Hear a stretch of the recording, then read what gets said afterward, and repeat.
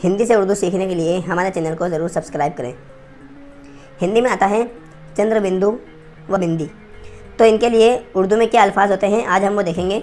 जहाँ पर भी हिंदी में चंद्र बिंदु व बिंदी जो भी आता है, इसके लिए हम नून गुन्ना का इस्तेमाल करेंगे। जैसा कि खां, खा अलिफ खा, उसके बाद हम ना आ के लिए नाक में आवाज़ ले जाते हैं, उसके लिए हम उर्दू में नून गुन्ना का इस्तेमाल करेंगे।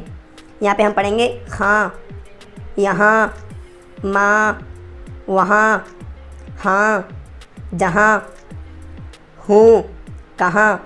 ये जितने भी अल्फाज हैं इन सब में आखिर में नून गुन्ना है, तो नून गुन्ना को हम नाक में आवाज़ ले जाकर पढ़ते हैं। इसी तरीके से हिंदी में जहाँ पर भी ऐसी चंद्र बिंदु आती है वहाँ पर हम नाक में आवाज़ ले जाकर ही उसको पढ़ते हैं। तो उर्दू में इसके लिए नून गुन्ना इस्तेमाल होता है। पिछले सबक में मैं आपको बता चुका हूँ। इसके आगे अगर नून गुन्ना बीच में अगर आता है तो उसमें नून में बीच में नुक्ता लगा देते हैं, जबकि नून गुन्ना उसको बोलते हैं जिसमें नाक में आवाज़ ले जाते हैं और नून का नुक्ता नहीं लगाया जाता है, बिना नुक्ते के नून लगाया जाता है, उसको नून गुन्ना कहते हैं। गुन्ना का मतलब होता है नाक में आवाज़ ले जाना।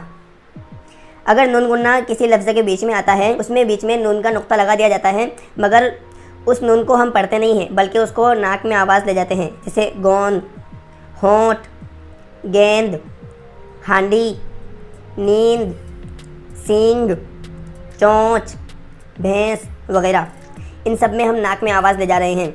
इसके अलावा और भी हम मश्क कर लेते हैं ताकि हमको नून गुन्ना वाली बात अच्छी तरीके से समझ में आ जाए। में, हैं, लें, बातें, रातें, लिखें, लिखूं, चलें, चलों, चलूं, पढ़ें, चांद, सांप, दांत, आँख, पाँच, आंधी, डांट, सांस, जांच, मूंग, ईंट, बांध, फाँक, बूंद, गूंज वगैरह। और भी इसकी मिसालें हम पढ़ लेते हैं।